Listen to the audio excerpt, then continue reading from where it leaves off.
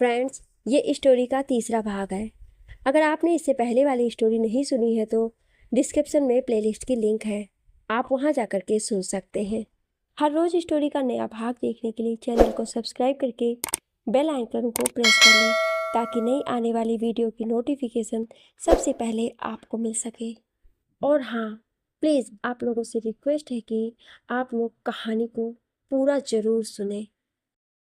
रौनक, ये नाम सुन बानी का दिमाग कल रात को ही घूम गया। फिर भी उसने सर झटका और आने का बोल तुरंत अपने ऑफिस की ओर बढ़ गई। ऑफिस में पहुंचते ही रिसेप्शन के पास उसको अपना मैनेजर देखा। बानी ने एक नज़र उसकी ओर देखा तो मैनेजर हड़बड़ा गया, लेकिन खुद को संभाल के बोलना शुरू किया।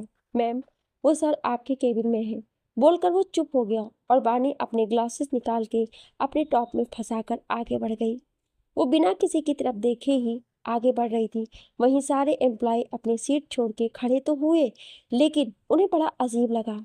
वजह, बानी जब भी अपने केबिन की ओर जाती थी हमेशा एक सरसरी नज़र हर एक पे डालती थी, लेकिन आज तो ऐसा कुछ नहीं हुआ। एम्प्लॉयज ने एक दूसरे की ओर देखा मगर फिर अपने काम पर लग गए। इधर बानी अपने केबिन में पहुंचते ही उसकी नज़र सामने खड़े शख्स पर जा टिकी, जिसकी पीठ बानी की ओर थी और वो वहां पे टंगी तस्वीर को बड़े ध्यान से देख रहा था। अपने करीबी लोगों को हमेशा अपने पास रखना चाहती हैं आप, चाहे तस्वीरों में ही कैद क्यों ना हो। उन शख्स ने बिना पलटे ही कहा। क्यों? अपने तो हर किसी के दिल में कैद होते हैं, तस्वीरें तो बस जरिया है उन्हें खुद में महसूस करने का। वानी ने सपाट लहजे में कहा और अपनी डेस्क की ओर बढ़ गई। उसने अपना लैपटॉप खोला और उसी में नजरें गड़ाए ही कहा, तो आपने जिस काम के लिए इतनी जल्दी की उसे पूरा करें मिस्टर नंदा। हाँ, बिल्कुल। इस बार रौनक ने बानी के सामने आकर कहा और वहीं सामने बैठ गया। बानी ने भी रौनक की तरफ देखा तो एक टक उसी की ओर देखने लगी। उसे ऐसा लगा जैसे पहले भी उसने कहीं देखा हो। मिस राव, शुरू करें? रौनक ने हल्की सी मुस्कान लेकर कहा तो बानी ने अपनी पलकें झपका दी। उनकी मीटिंग चल तो रही थी, लेकिन बानी का ध्यान बार बार रौनक के चेहरे पे चला जाता। वो हर बार यही सोचने लगती थी कहीं तो इसको देखा है। उसके दिमाग में एकदम से कल रात का मंजर घूम गया। फिर भी वो ये मानने को तैयार ही नहीं हो रही थी। वही रौनक एक अलग से मुस्कान के साथ मीटिंग अटेंड कर रहा था। वो वानी के हाव भाव को बड़ी अच्छी तरह से नोटिस कर रहा था और उसके चेहरे को देखकर पता लगाना काफी मुश्किल था कि उसके दिमाग में क्या चल रहा होगा। कुछ देर बाद मीटिंग खत्म हुई तो रौनक जाने को हुआ। मुझे ऐसा क्यों लगा कि हम पहले भी मिल चुके हैं? वानी की आवाज ने उसे रोक दिया। वक्त पर भरोसा करिए, वो अगर जख्मों को भरता है तो किस्सों को खोल भी देता है, रौनक ने बिना पलटे ही कहा और तुरंत वहां से लिफ्ट की ओर बढ़ गया। वानी तो बस उसके कहे शब्दों पे ध्यान देके उसको समझने की कोशिश कर रही थी, पर अगर कुछ सुलझा भी पाती तो दूसरे नजरिए से उल्टा हो जाता। तो उसने एक गहरी सांस ली और वापस अपने काम पे जुट गई। दोपहर का वक्त। दचा अपने रेस्तरां के पास से ही गुजर रही थी, तभी उसने किसी का हाथ पकड़कर पीछे के दरवाजे की ओर खींच लिया। अचानक से खींचने पर उस शख्स का हाथ दचा के कंधे पर चला गया और दचा पीछे दीवार से सटी चली गई। दचा ने इशारों से उससे हाथ हटाने के लिए कहा, लेकिन फिर भी वो वैसे का वैसा ही रहा। तो उसने पलके झपकाकर हाथ हटाया और सीधे खड़ी हो गई। एक तो तुम्हें कल बचाया और तुम हवा के जैसे फुर, ये कोई बात हुई? भला मतलब किधर किधर खो जाते हो? दशा ने चुटकी बजाते हुए कहा तो सामने वाला शख्स मुस्कुराने लगा। एक मिनट, सॉरी, रियली सॉरी। मुझे सच में नहीं पता था तुम बहरे हो। तुम इशारे में तो बता सकते थे, लेकिन फिर भी सॉरी। दशा ने इतनी मासूम से कहा कि सामने वाला शख्स अपनी हंसी को कंट्रोल करते हुए बोला, देखिए, आपको सॉरी बोलने की जरूरत नहीं है। मैं बोल और सुन दोनों सकता हूँ। अच्छा जी, मतलब मैं उतनी देर से ना जाने क्या क्या बोल गई और तुम चुपचाप सुनते रहे। बोलो, ये कोई बात हुई रौनक? दचा ने अपनी कमर पे हाथ रखते हुए कहा। इधर रौनक की तो सांस ही अटक गई जब उसने दचा के मुंह से अपना नाम सुना, लेकिन फिर भी उसे एक गुदगुदी सी हुई जो उसे बेहद सुकून दे गई। उसे बोलना नहीं, बक बक करना कहते हैं। रौनक ने इतने आराम से कहा कि दशा तो बस उसका मुंह ही ताकती रह गई और रौनक तो एक बार फिर उधर से गायब।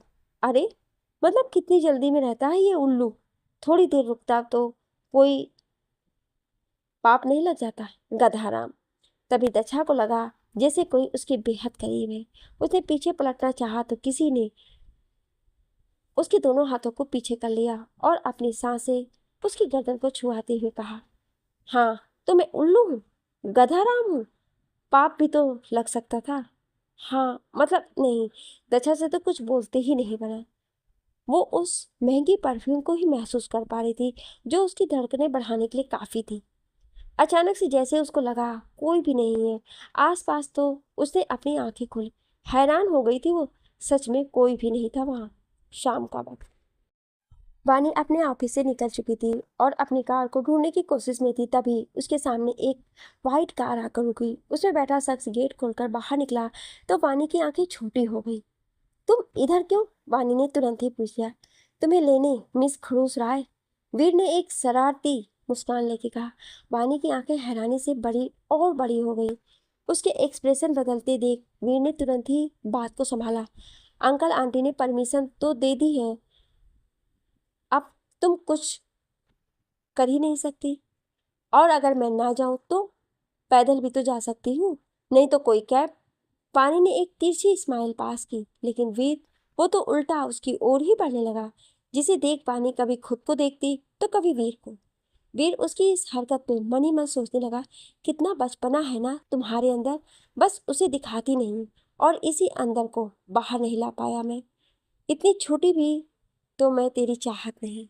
वीर अब उसके करीब हाथ बढ़ाने को हुआ तो वानी वहां से हटने को हुई, लेकिन वीर ने उसके पीछे कार का गेट खोला और वानी को इशारे से बैठने को कहा।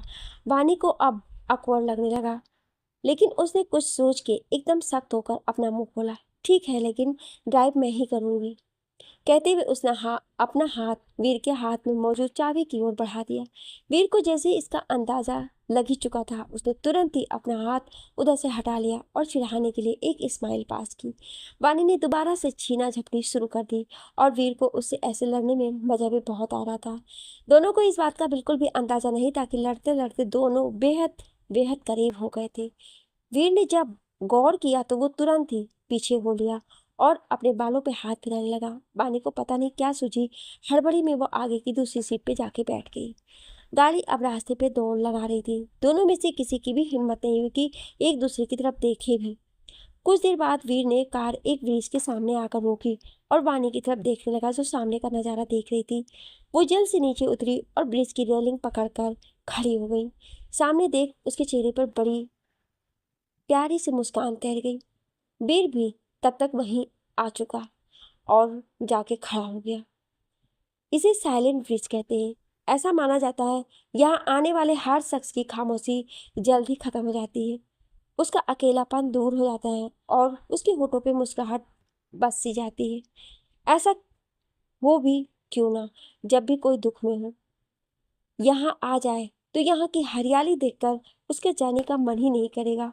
वीर ने बानी की ओर देखकर कहा और वापस सामने देखने लगा। हाँ, बानी ने छोटा सा जवाब दिया। फिर एकदम से उसने वीर की बांह अपनी ओर खींची और उसकी आंखों में देखते हुए कहने लगी, तुम क्यों मुझे यहाँ लेकर आए हो? क्यों बार बार इस तरह अपना हक जताते हो? क्या साबित करना चाहते हो कि मैं खड़ूस हूँ लेकिन तुम्हें देखकर पिघल जाऊंगी? यही साबित करना चाहते हो ना लोगों के सामने, या मीडिया के अटेंशन पाने के लिए? बोलो, अब कुछ कहो ना। वानी ने पूरी तरह से उसकी बाह को झकझोरा, लेकिन बदले में वीर ने सिर्फ एक हल्की सी स्माइल पास की और वानी के हाथ की उंगली को उसके लेफ्ट साइड में ले जा करके रखते हुए और उसकी आंखों में झांकते हुए कहा, यहाँ पूछो, सारे जवाब खुद ब खुद मिल जाएंगे। वानी को कुछ समझ नहीं आया। वो नीचे देखने लगी, तब उसकी नज़र नीचे नीले पानी पर पड़ी। एकदम नीला पानी जो ऊपर से देखने में थोड़ा डरावना लग रहा था। बानी खुद को रोक ही नहीं पाई, इसलिए उसने एक तिरछी नजर वीर को देखा, लेकिन वो तो सामने देख रहा था। बानी को समझ नहीं आ रहा था कि वो अब क्या बोले वीर से। यही सोचेगा कितनी डरपोक है, लेकिन जाना तो है ही है, एक बार ट्राई तो कर ही सकते हैं ना। बानी ने खुद को समझाकर वीर की तरफ नजरें घुमाई और इधर उधर देखते हुए कहने लगी, हमें नीचे चलना चाहिए। नहीं, वीर ने सुनते हुए भी अनसुना कर दिया और जानबूझ करके इधर उधर देखने लगा। बानी के साथ ऐसी पहली सिचुएशन थी जब उसने कुछ बोला हो और सामने वाले ने ध्यान न दिया हो, जिसकी वजह से उसको वहां से भाग जाने का ही मन कर रहा था। नीचे पानी कितना गहरा हो चुका, ऊपर से मौसम भी कितना सुहाना। तो नीचे चले। बानी ने एक बार फिर कोशिश की। तो जाओ, मैंने कहाँ रोका हुआ है, जाओ, आराम से जाओ। वीर को भी अब मजा आ रहा था उसे तंग करने में। वीर, अरे क्या कर रही हो, इतना डरावना तो पानी है, मैं गिर गया तो मीडिया वालों को क्या जवाब दोगी। वानी, तुम हद से ज्यादा परेशान करते हो, इस बार तो तुम्हें सीधा सुहा करके ही मानूंगी। वानी ने वीर को पूरी जोश से उठाया और नीचे फेंकने ही वाली थी कि फिर वीर बोल पड़ा। अरे तो चामुंडा देवी, कहाँ से तुम्हारे अंदर बाहुबली की अम्मा शिवगामी देवी की आत्मा प्रवेश कर गई। अरे कोई तो बचाओ। वानी अपने सर को ऊपर उठाते हुए, हे देवता, शक्तियां देही, असुरम संहारम करना चाहिम, ओम जयाम जयाम। वीर, अरे माफ कर दो, कुछ नहीं करूंगा आगे माते। वीर ने उसके आगे चुटकी बजाई, तब जाके वानी होश में आई। अगर उसने इस बार बात नहीं मानी ना, तो सच में इस बार इसका पक्का वाला सुहा, फिर दिखाते रहना अपनी अकड़। वानी ने मन में वीर को कोसा, फिर वीर की तरफ देखते हुए एकदम सख्ती से तेज आवाज में कहा, नीचे चलना है हम दोनों को। तुम्हारी परमिशन नहीं ले रही, बता रही हूँ, तो बिना एक भी शब्द बोले चुपचाप नीचे चलो, वरना सच में अपना सोचा हुआ सच कर दूंगी। वानी ने आखिरी लाइन अपने मुंह में ही बोल ली और वीर तो बस उसका मुंह ताकने लगा। हाय राम, ये लड़की मिली इन नेत्रों को पसंद आने के लिए। कोई और लड़की होती तो रिक्वेस्ट करती, अच्छे से मनाती, गाल बाल खींचती, लेकिन नहीं, इसको तो यहाँ भी अपना खड़ूसपन दिखाना है। कहाँ हुई बेटा तुम्हार। वीर ने बेचारगी से बानी की ओर देखा और मन ही मन खुद को कोसने लगा। मानस किसी ऐसे इलाके के पास था जहाँ लोग ज्यादा तादाद में नहीं थे। उसकी नजर सामने एक टूटी सी बिल्डिंग पे थी। शोर शराबा के नाम पे बस इक्का दुक्का दुकान ही थी जिनसे हल्की रोशनी आ रही थी। नीचे तो एक भी आदमी नहीं दिख रहा है। और ऊपर, मानस ने अपने बगल में खड़े शख्स से पूछा। ऊपर मैं एक चक्कर काट आया हूँ, ज्यादा लोग तो नहीं है, मगर जितने भी हैं साले सब मुस्तंडे हैं। उस शख्स ने मानस को देखते हुए जवाब दिया। मानस ने अपनी पलकें झपकाई और एक हाथ से अपने कुछ गार्ड्स को इशारा किया और बोला, कियान, ध्यान रहे, कुछ चूकना नहीं चाहिए, ना ही हाथ से ना ही हथियार से। कहकर मानस अपने साथ कुछ और लोगों को लेकर के पीछे के रास्ते से अंदर पहुंचा। जी भाई, कहकर कियान भी सामने के रास्ते से अंदर दाखिल हुआ। कियान तो सामने था, इसलिए जो उसके रास्ते का कांटा बनते वो सबको ठिकाने लगाते हुए आगे बढ़ रहा था। इधर मानस पीछे से रस्सी के जरिए ऊपर चढ़ चुका था और दबे पांव बिना कोई आहट किए चल रहा था। मानस की आंखों के सामने कुछ हथियार आ गए जो इधर से उधर सप्लाई होते थे। उसने अपने आसपास देखा तो कोई भी नहीं था। 2 मंजिला उस बिल्डिंग में ज्यादा से ज्यादा 10-14 ही गुंडे होंगे जो या तो नीचे कियान के साथ थे और कुछ की आंखों को मानस चकमा दे चुका था। इसलिए उसने अपना फोन निकाला और तुरंत रिकॉर्डिंग चालू कर दी। वीर 3 कदम ही चला होगा कि उसने झट से वानी को उसकी पीठ से पकड़कर एकदम अपने सीने में छुपा लिया। और वो सब इतना जल्दी हुआ कि वानी को कोई हरकत करने का टाइम ही नहीं मिला। वानी का सर वीर के सीने में और हाथ पीठ पर चले गए। वहीं वीर के चेहरे पर एक प्यारी मुस्कान खेल गई। ये क्या हरकत थी, वानी ने अपनी नजरें नीचे किए ही कहा। अब तुमने इतने प्यार से कहा तो मुझे तो कुछ करना था ना, वरना उधार बाकी रह जाता तो। वीर ने अपनी भौहें उठाते हुए मासूमी से कहा। लेकिन मैंने कौन सा ऐसा तुम्हें गले लगा के कुछ बोला। वानी को वीर की बात समझ ही नहीं आई थी। तो अब कुछ कर दो ना। वीर ने उसके बालों को अपने होठों से छूते हुए कहा। फिर वो उसके कानों के पास गया और मधुसी भरे आवाज में उसके कानों को हल्का सा किस करके बोला, तुम्हें भी तो मेरा साथ पसंद आने लगा है, अब खुद ही देख लो। कहते हुए उसकी पकड़ बानी पर और मजबूत हो गई। वहीं बानी ने भी ध्यान दिया कि सच में वो भी वैसी भीड़ से लिपटी थी। वो खुद ही सोचे पड़ गई थी क्यों उसका इस बात पे ध्यान नहीं गया। और तो और एक हल्की गुदगुदी ने भी उसको अपने बस में कर लिया था। उसने अपना हल्का सा सर उठाया तो वीर उसको ही बड़े प्यार से निहार रहा था। वो तुरंत एक झटके के साथ वीर से अलग हुई और मुस्कुराती हुई नीचे चली आई, जहाँ बैठने के लिए सिर्फ एक लकड़ी का पट्टा था जिसपे वो पैर लटकाए बैठ चुकी थी। वीर भी पीछे से आया और थोड़ी दूरी पर बैठ गया ताकि वानी कंफर्टेबल हो सके। मानस अपनी रिकॉर्डिंग पूरी कर फोन जेब में रख चुका था। तभी उसके हाथ पर उड़ती हुई छुरी आकर जख्म दे गई। उसने कस के अपनी आंखें और मुट्ठी बंद कर ली, लेकिन जब अगले ही पल खोली तो छुरी चलाने वाला गुंडा अपनी आखिरी सांसें गिन रहा था। मानस ने अपनी नजरें सामने की तो कियान खड़ा था जिसने अपना हाथ हवा में कर रखा था। आपकी हिफाजत हमारी जिम्मेदारी और अपनी जिम्मेदारी कियान कभी नहीं बोलता, कहकर कियान दूसरी ओर चला गया। मानस ने हल्की सी मुस्कान छोड़ी और ऊपर की ओर देखते हुए कहा, कियान, रजा, ऐसे ही तुम मेरा दूसरा हाथ नहीं, आखिर कुछ तो बात होनी ही थी तुम में। कुछ देर बाद मानस के सामने एक आदमी पड़ा था जिसके नाक और होठ से खून रुकने का नाम ही नहीं ले रहा था। मानस ने पास पड़ी कुर्सी उठाई और उस पे एक पैर रखा और उस जख्मी आदमी को देखते हुए कहा, हाँ तो क्या बोला था तू? मुझे मारेगा? इतना हक कब से मिल गया है तुझे? बोल। कहते हुए उसने उस आदमी के बाल कस के पकड़ लिए। होठ से खून बहने के कारण आदमी से कुछ बोलते ही नहीं बन रहा था। अच्छा ठीक, मान लिया तू डर गया, लेकिन जिस काम के लिए आए हैं वो तो बता ही दे। वैसे भी तेरी फालतू की बात सुननी भी किसे है? मानस के और कस के पकड़ने पर भी उस आदमी ने भी कोई जवाब नहीं दिया तो मानस ने कियान को इशारा किया। अगले ही पल उसकी कनपटी पे बंदूक टंग चुकी थी। मुंह खोल जल्दी, वरना ये गोली और तेरा मुंह, समझ रहा है ना? मानस ने एक बार फिर उसको धमकाया। उस आदमी ने कुछ कहा और फिर एक गोली उसके अंदर धंस सी गई। कियान और मानस ने एक दूसरे की तरफ देखा और 2 उंगली अपने माथे से ले जाकर दोनों ने एक दूसरे को सैल्यूट किया। कुछ देर बाद दोनों ही मुस्कुराते हुए अपने रास्ते निकल लिए। वीर बानी से दूरी पर बैठा तो था, पर उसकी नजरें बार बार बानी के चेहरे पर ही जा रही थी। बानी तो ठहरी नेचर लवर, उसको वहां का मौसम भा गया था। अगले सेकंड्स में वानी का फ़ोन बजने लगा जिस पे मम्मी फ्लैश हो रहा था। उसने बिना देरी किए तुरंत फ़ोन रिसीव किया और कुछ देर बात करने के बाद फ़ोन काट दिया। वीर ने उसको एक स्माइल पास की, लेकिन बदले में वानी ने एक सवाल दाग दिया, तुमने तो बोला था तुम पापा की परमिशन लेकर आए हो, ले आए हो ना? वीर एक पल को वानी का चेहरा देखा, फिर हंसते हुए कहा, तो क्या हुआ, अब ले लूंगा, मना थोड़ो करेंगे अंकल आंटी, सिर्फ हाँ या ना? वानी ने वीर की तरफ सख्त होकर पूछा। ना। वीर ने एक बार मुंडी हिलाई, फिर बत्ती सी दिखा दी। तुम्हें अगर कुछ कह भी दिया तब भी कोई फर्क नहीं पड़ेगा, उल्टा तुम्हारे अंकल आंटी तुम्हें बचा लेंगे ना। फिर तुम अपना मासूम सा फेस दिखा दोगे और लड़कियां एकदम फ्लैट। वानी बिना किसी भाव के बस बोलती ही जा रही थी, तभी उसके ऊपर कुछ बूंदें आ गिरी। इधर वीर एक प्यारी सी स्माइल लिए वानी की सारी बातें बड़ी ध्यान से सुन रहा था। जब कुछ और बूंदें दोनों पर गिरी और हल्की हल्की सी बारिश शुरू हो गई तो वानी ने अपने पैर पानी में झकझोरना शुरू कर दिया और उसको वो करने में मजा भी बहुत आ रहा था। इधर वीर बस यही सोच रहा था, जो अभी एक लेडी बॉस की तरह खुद को दिखा रही थी वो अब एक छोटी बच्ची बच चुकी थी। कहीं दूर से दोनों के कानों में गाना जा टकराया, जब मैं बादल बन जाऊं तुम भी बारिश बन जाना, जो कम पड़ जाए सांसें तू मेरा दिल बन जाना। गाने के लिरिक्स सुनकर दोनों ही एक दूसरे की ओर देखने लगे। वहीं आगे के लिरिक्स सुनकर बानी ने अपनी नजरें नीचे कर ली।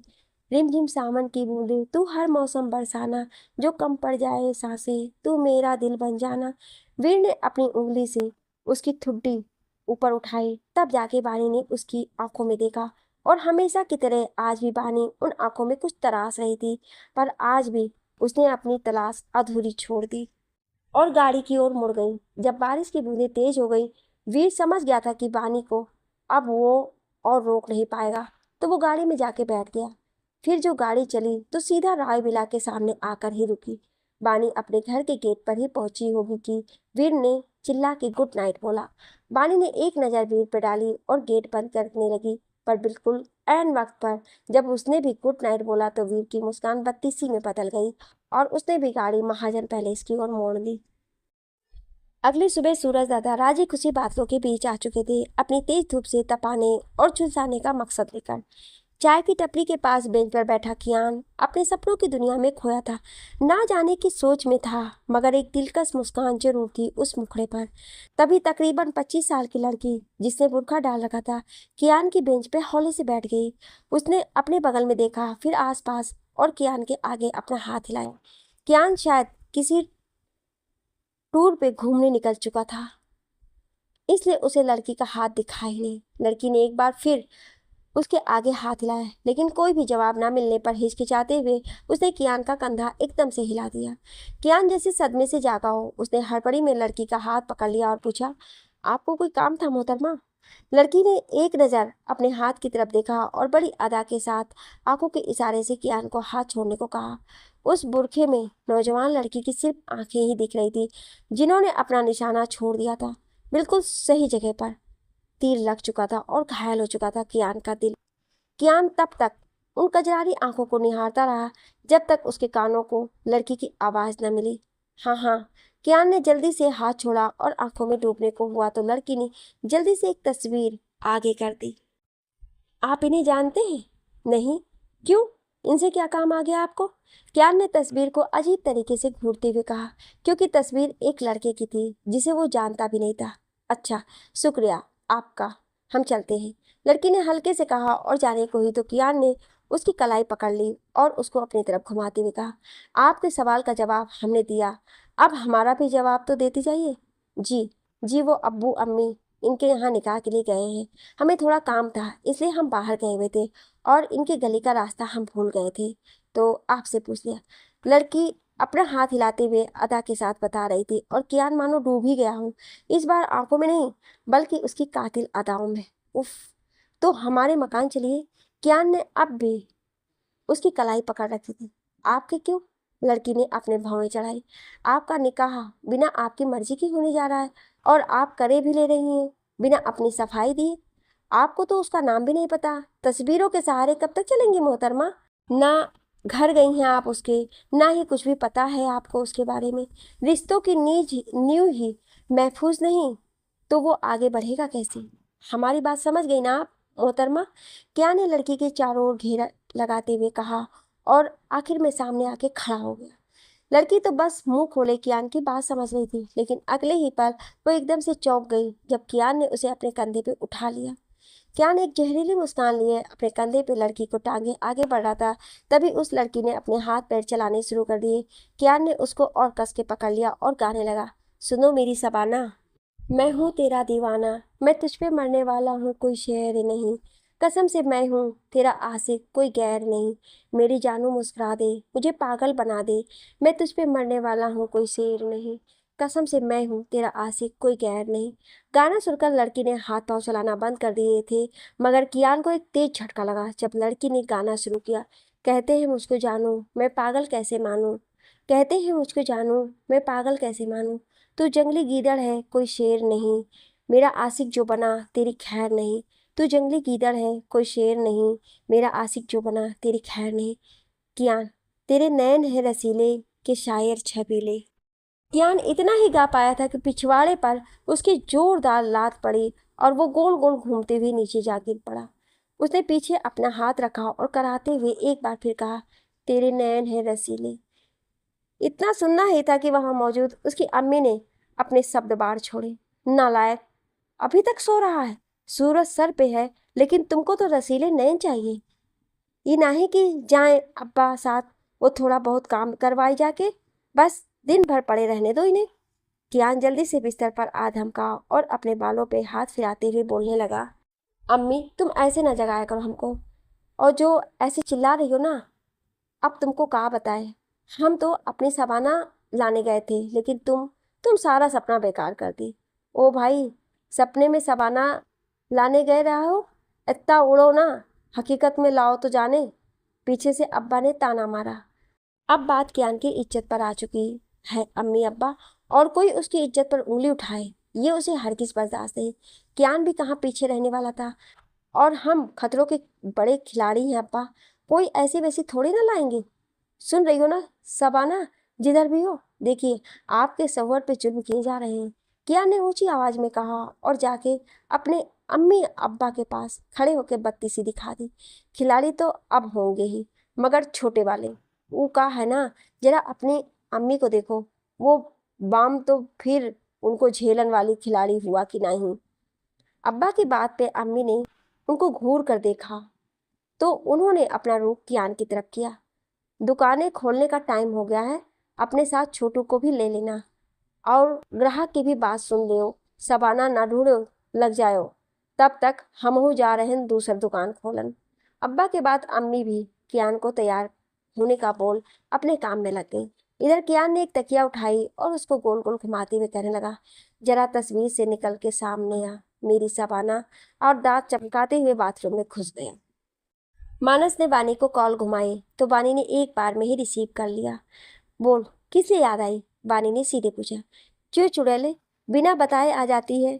मैंने तो फिर भी याद ही किया, मानस ने भी उसी की टोन में जवाब दिया। वानी, ओए, कभी तो अच्छे से बात कर लिया कर। मानस, अच्छा जी, मतलब मैं अत्याचार करता हूँ तुझ पर? वाह बेटा, एक तो सिर्फ तेरे बुलाने पे इंडिया आया और देख लो इनको। मानस नौटंकी करते हुए बोला तो वानी ने उसको फटकार लगाकर चुप कर दिया।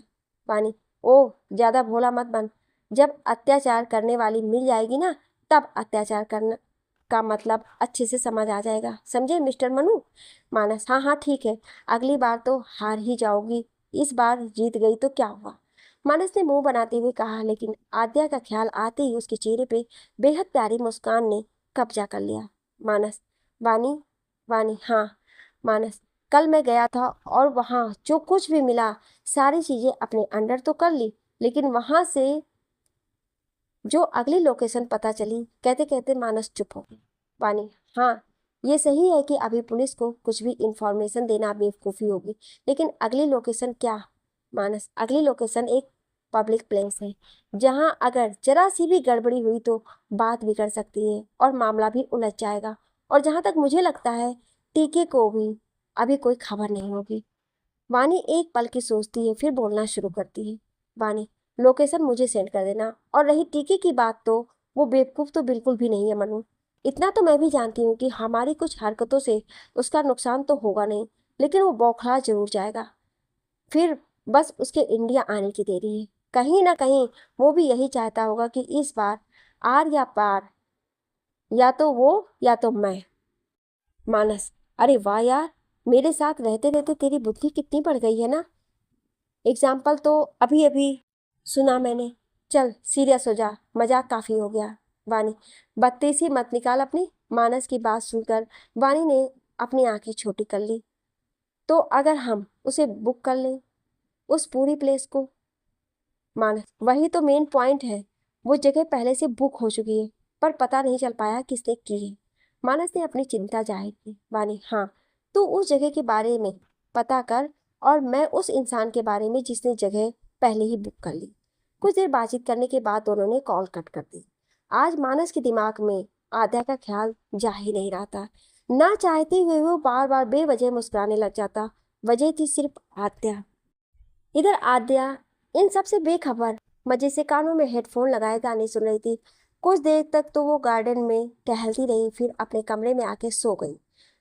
कुछ अपने आने वाले कल के सपने देख रहे थे। किसी के पास उसका मकसद था, कुछ पे उनकी जिम्मेदारी, और कोई अपने प्यार में डूब चुका था।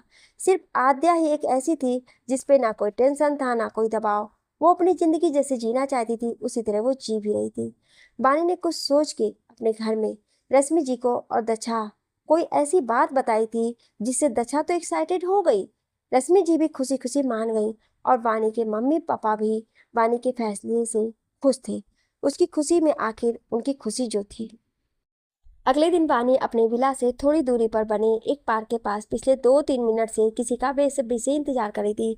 सामने से आते हुए किसी शख्स को देखकर उसने अपनी नजरें उसी ओर गड़ा दी और उस शख्स को ऊपर से नीचे तक देखने लगी, मानो अभी उसके बारे में पूरी रिपोर्ट तैयार कर देगी। वो शख्स भी एक हल्की मगर प्यारी स्माइल के साथ उसी ओर आके खड़ा हो गया और वानी की तरफ अपना हाथ बढ़ाया। एक बार फिर आपसे मिलकर अच्छा लगा मिस राय। मिलने मिलाने का सिलसिला तो आपने ही शुरू किया मिस्टर नंदा। वानी ने सटीक जवाब दे मारा। बड़ी हाजी जवाब हैं आप। खैर छोड़िए, किस वजह से आपने खुद के साथ मुझे भी तकलीफ दे डाली? रौनक ने अपनी भवें चढ़ा के पूछा। सारी बातें क्या खड़े खड़े ही करेंगे? बैठिए तो सही, वानी ने कहा और दूसरी बगल में पड़ी बेंच पर बैठ गई। रौनक भी वहीं बेंच पर बैठ गया और वानी के चेहरे पर अपनी नजरें टिका ली। तो मिस्टर नंदा, आपने वो जगह बुक की है, रीजन बता सकते हैं आप? और आपको कैसे पता कि मैं उस जगह पर जल्दी ही जाने वाली हूँ? वानी रौनक के चेहरे को ध्यान से देखते हुए बोली। कौन सी जगह? आप किस बारे में बात कर रही हैं मिस रॉय? रौनक अनजान बनते हुए बोला तो वानी ने मुस्कुराते हुए उसे टोक दिया। आपसे जवाब की उम्मीद तो थी, मगर ऐसे नहीं। आप तो सीधे ही बात को घुमाए दे रहे हैं। रौनक धीमे से हंसा, फिर बोलना शुरू किया। बिल्कुल बिल्कुल सही हैं आप। मैंने ही वो पूरी जगह बुक करी है। वजह, मैं खुद उस जगह का अच्छी तरह से मुआयना कर आया हूँ। जानता हूँ ये सुनकर तो आप शौक ही होंगी, लेकिन वहाँ कुछ ऐसे माइक्रो कैमराज भी हैं जो हर एक इंसान के चेहरे को अच्छे से कैप्चर कर लेंगे, और मेरे ख्याल से आप बिल्कुल भी नहीं चाहेंगे कि टीके को आपके बारे में कुछ भी पता चले। इतना कहकर रौनक नीचे घास देखने लगता है और वानी उसके चेहरे को इस आस से कि शायद वो और भी कुछ बोले, लेकिन रौनक ने जब कुछ भी आगे नहीं कहा तो वानी से रहा नहीं गया और उसने पूछ लिया, लेकिन आप हमारे लिए ये सब क्यों? और टीके, उसको आप कैसे जानते हैं? और उन कैमरों के बारे में आपको जब पता है तो आपने हटाया या? इससे आगे वानी कुछ और कह पाती, रौनक ने बीच में उसकी बात काट दी। कैमरे मैंने हटा दिए, जानता हूँ बहुत सवाल है आपके मन में मुझे लेकर, और आप ये भी सोच रही होंगी कि जब कैमरे हटा ही दिए तो वहाँ का सारा सामान क्यों नहीं उठाया? तो वो दुश्मन आपके हैं, सजा देने का हक सिर्फ आपको है। और रही टीके की बात तो वक्त ही वक्त है, जब चाहे पूछ लेना, लेकिन इसे एहसान नहीं, एक अपनापन समझ लेना। बाकी सब कुछ मकसद के लिए नहीं होता है, कभी कभी इश्क का रंग सर चढ़कर बोलता है। आखिरी लाइन बोलते हुए रौनक के सामने एक चेहरा आ गया जिससे उसके चेहरे पे हंसी आ गई। वहीं बानी जब उसको देखा तो उसने एकदम से अपने दांत अंदर कर लिए। अगर ये इतना सब कुछ जानता है तो दर्श भाई, नहीं नहीं, उनको कैसे जानता होगा? लेकिन जब ये बोल रहा सही टाइम पर सब कुछ बताएगा तो अभी पूछना बेकार है। वानी खुद में खो सी गई थी। रौनक के खखारने पे वो अपनी सोच से बाहर आई तो पाया रौनक उसी को देख रहा था। आप अगली लोकेशन का भी जानते होंगे फिर तो? वानी ने बड़ा ही पोलाइटली पूछा। हाँ जानता हूँ, पर सिर्फ इतना उन लोकेशंस पे खतरा नहीं है। वैसे आप मुझे अंतर्यामी समझ सकती हैं, रौनक ने खुद अपनी तारीफ करते हुए कहा। अंतर्यामी तो नहीं, लेकिन आपको एक्सपीरियंस बहुत है आपकी एज के हिसाब से। तो मिलते हैं आपसे शाम को उसी प्लेस पर, लेकिन फैमिली मेंबर्स के साथ, वानी ने एक प्यारी सी स्माइल लाकर कहा। अब झटका खाने की बारी रौनक की थी। फैमिली पर क्यों? अरे रश्मि आंटी ने आपको बताया नहीं, आप भी तो वहीं रहते हैं। तिरछी मुस्कान लेकर वो बोली। दर्श अपना दिमाग आखिर आपको दे ही गया। अब अगर ये सच जान ही गई है आप, तो इसे सीक्रेट रख सकते हैं, हंसते हुए रौनक बोला। वानी ने अपना सर हाँ में हिलाया और कुछ देर बाद विला लौट आई। वहीं रौनक बस जाती हुई वानी को देखता रहा जब तक कि वो उसकी आंखों से दूर न हो गई। शाम का समय। आद्या महाजन पैलेस में खुशी के मारे इधर से उधर दौड़ लगा रही थी। सारे स्नैक्स, खाने पीने का सामान लेकर वो कभी किचन को जाती तो कभी फ्रिज खोल कर देखती। उसको ऐसे देख मिस मारिया उसके पास आई और उसके सर पे हाथ फेरते हुए बोली, बच्चा आप इधर जाके जल्दी से रेडी हो जाओ, ये सब मैं कर दूंगी। आद्या ने एक चैन की लंबी सांस ली और चली गई अपने कमरे में तैयार होने। करीब 5 बजे के आसपास दो गाड़ियां बोटेनिकल गार्डन पर आकर रुकी। पहली गाड़ी से वीर, आद्या, रश्मि जी के साथ साथ वही रेड हुडी वाला लड़का निकला तो मगर जाके गाड़ी के सबसे पीछे खड़ा हो गया। वहीं दूसरी से वानी, दछा, सृष्टि जी और प्रवीण जी निकले ही थे कि पीछे से बुलेट की फर्राटेदार आवाज सबके कानों में पड़ी। सबने पीछे मुड़कर देखा तो मानस ने अपना हेलमेट निकालकर एक साइड बुलेट खड़ी की और सबके पास आके खड़ा हो गया। ऐसे अचानक पिकनिक, कोई खास वजह? वीर बोलते हुए देख तो दूसरी ओर रहा था मगर तिरछी नजरें वानी पर ही थी। फैमिली के साथ थोड़ा सा भी टाइम स्पेंड करने में कोई बुराई तो नहीं? वानी ने मुस्कुराते हुए जवाब दिया तो सबके चेहरे पर स्माइल आ गई। सबसे ज्यादा तो मैं खुश हूँ यहाँ पर। और दीदू, क्या मस्त जगह चूज की है आपने। आद्या अपने हाथ फैलाते हुए बोली तो वानी ने उसके गाल पिंच करके कहा, दीदू इसी नाम से बुलाना तुम मुझे, तो क्या मैं भी तुम्हारी फैमिली में शामिल हूँ? वीर कुछ सोच तो ऐसा ही रहा था बोलने के लिए, लेकिन जब आद्या ने बोला तो उसने अपना मुंह बंद करने में ही भलाई समझी। कुछ देर बाद सबने उसे पूरी जगह को घूमने का फैसला लिया। सच में वो जगह वाकई खूबसूरत थी। हर ओर पेड़ पौधे तो कहीं फूल पत्ते वहां की शान को दुगना कर रहे थे। ऊपर से चिड़ियों की चहचहाट ने माहौल को खुशनुमा बनाने में कोई कसर नहीं छोड़ी। सृष्टि जी, प्रवीण जी और रश्मि जी तीनों एक साथ बातचीत करते हुए चल रहे थे।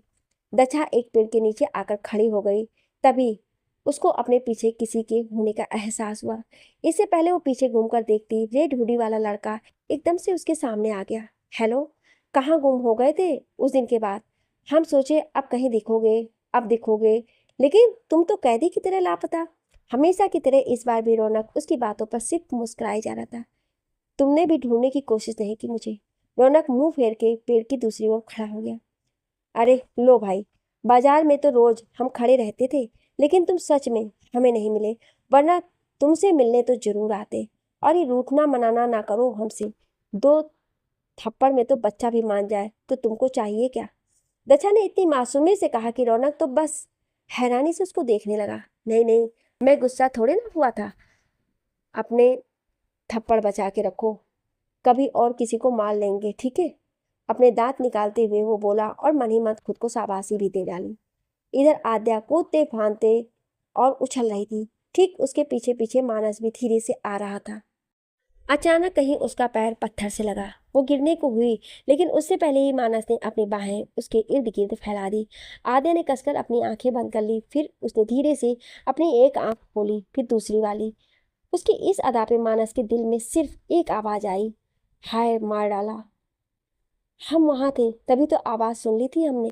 थैंक यू रक्त चूस मानस। आखिरी शब्द उसने धीमे से कहा और उठ खड़ी हुई। आद्या, ये ना बोला करो तुम, कुछ और बुला लो। मानस का तो मुंह ही बन गया था। आद्या को पता नहीं क्यों पर वैसा फील हुआ। वो अरे वो जो होता है ना, हाँ वही, वैसा एहसास जब मानस ने उसके नाम से पुकारा। तुम मान चलेगा? आद्या पपी फेस बनाकर बोली और नीचे देखने लगी। आज तक सभी मानस को उसके नाम से या मनु बुलाते थे, पर आज जब आद्या ने मान बुलाया तो मानो उसका कलेजा अभी सामने ही आकर फूट पड़ेगा। उसका मन तो नाचने गाने का कर रहा था, पर किसी तरह खुद को कंट्रोल करके वो बोला, हाँ क्यों नहीं चलेगा, क्या दौड़ेगा?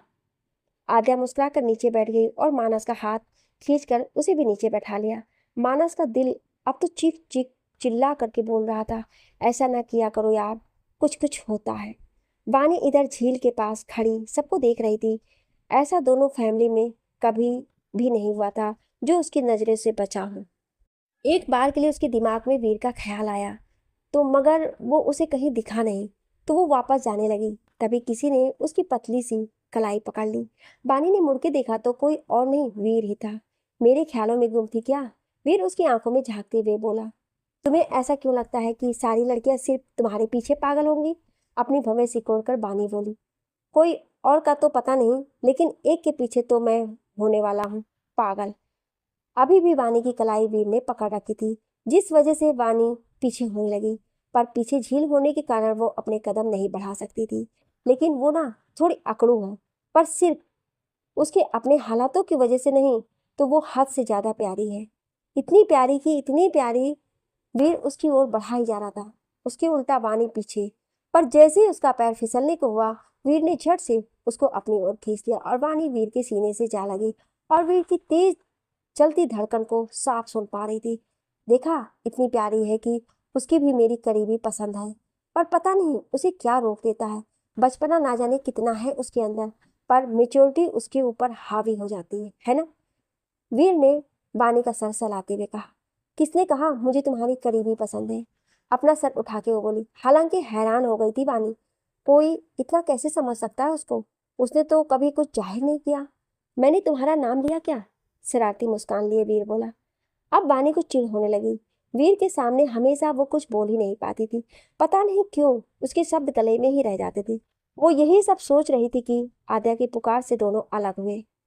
भाई चलो कोई गेम खेलते हैं, आओ चले दीदू, आद्या दांत निकालती हुई बोली। फिर पता नहीं वो कहाँ से वीर के पास टपक आई। भाभी को भी ले आना, चलेगा ना भाई? वीर समझ चुका था आद्या अपना आदू पादी पादू तरीका शुरू कर चुकी है उसको चिढ़ाने के लिए।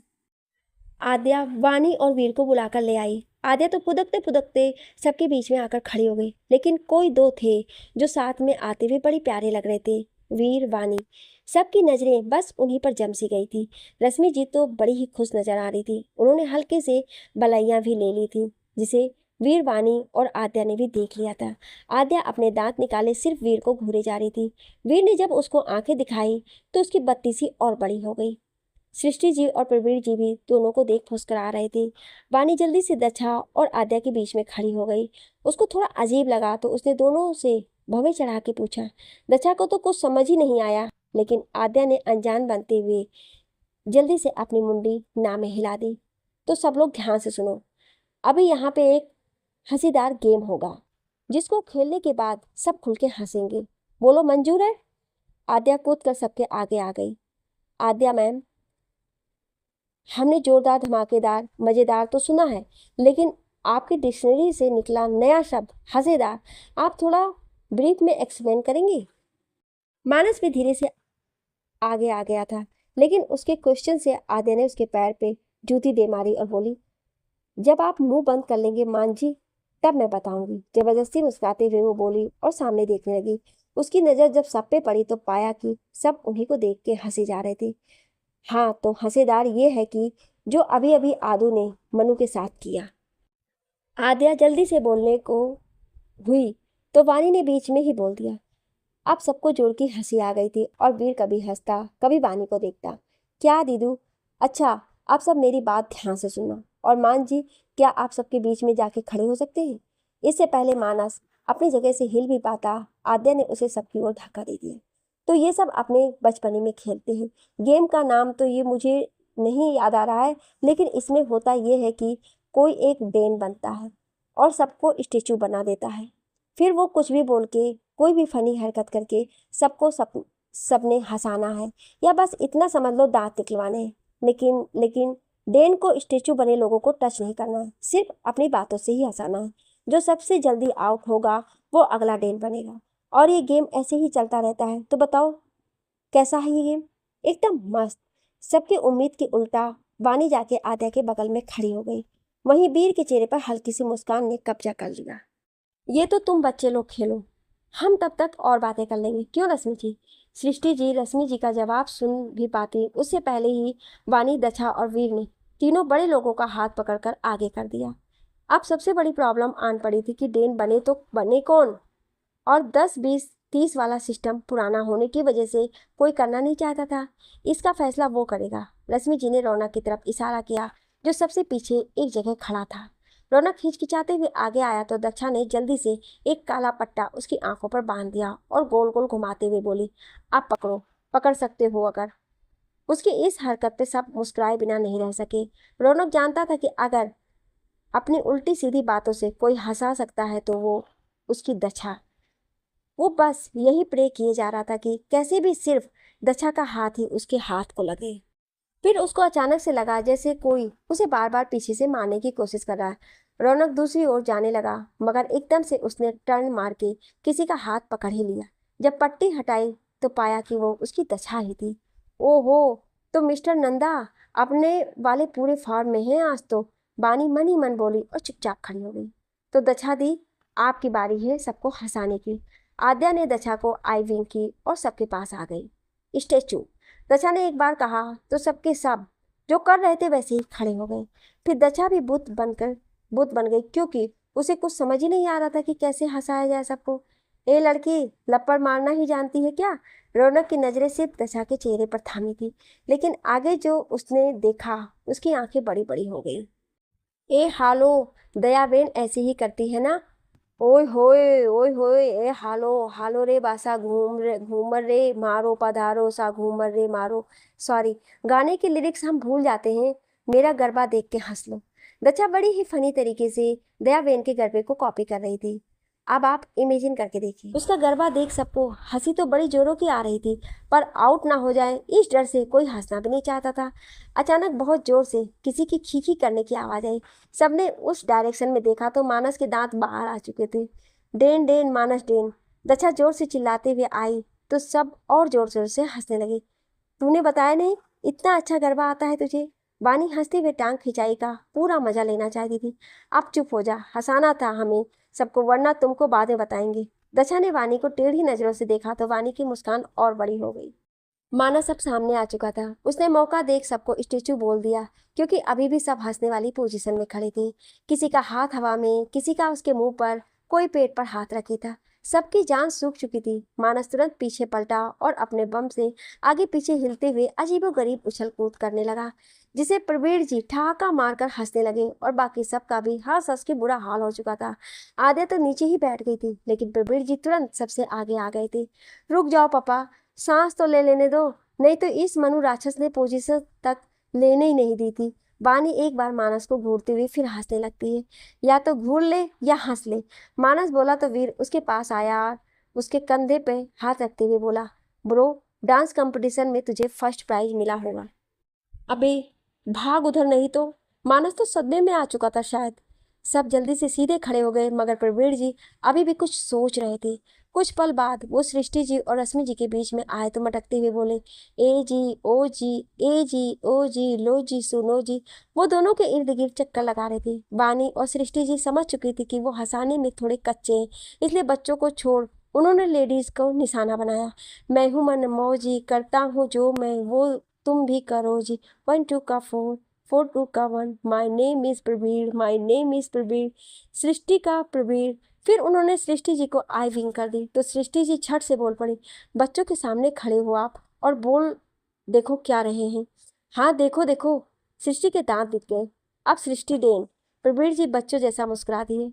वानी को जैसे ही समझ आया कि उसके पापा ने कौन सी ट्रिक लगाई तो वो दौड़ के अपने पापा को हाई फाई देने पहुंच गई। सभी प्रवीण जी की चालाकी पे हंस पड़े। वहीं सृष्टि जी तो उन्हें घूरते हुए आगे बढ़ गई। स्टेचू। सृष्टि जी ने एक कड़कदार हिदायत सबको दी तो सब अटेंशन की पोजीशन में चुपचाप हो गए।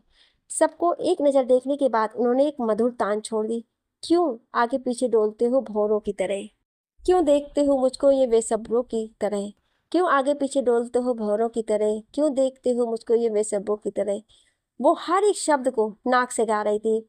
और तो और बीच बीच में सबके चेहरे देख उन्हें हंसी आने लगती तो ना जाने वो कैसे कंट्रोल कर लेती। क्या मेरे दीवाने हो, क्या कोई परवाने हो, क्या मेरे दीवाने हो, क्या कोई परवाने हो। वो इतना ही गा पाई थी कि गुब्बारे जैसी हंसी के साथ वो खुद फूट पड़ी। और उनकी देखा देखी में वीर, मम्मी ये गाना आपने पापा के लिए गाया, ये बदला लिया लिरिक्स के जरिए। वानी भी कहाँ कम थी, अरे बेटा ऐसा बदला तो हमें 100 बार कबूल है। प्रवीर जी बोले ही थे, आद्या और दशा ने जोरों की हूटिंग शुरू कर दी। वीर के बाद तो जैसे सब लोट पोट हो ही गए थे। सब नीचे बैठकर सिर्फ हंसे ही जा रहे थे। यहाँ तक वानी भी आज दिल खोल के हंसी होगी शायद, और उससे ज़्यादा खुशी वीर को हो रही थी। उसका मन तो कर रहा था कि जल्दी से वानी को अपने सीने में छुपा ले और आज चिल्ला चिल्ला के अपनी फीलिंग्स बता ही दे, पर खुद को काबू में रख वो सबके सामने आ चुका था। अब आगे देखते हैं वीर और वानी का क्या होता है। जानने के लिए सुनिए अगले भाग में। क्या आप अगला भाग सुनना चाहते हैं तो कमेंट में यस जरूर लिखिएगा। Thank you.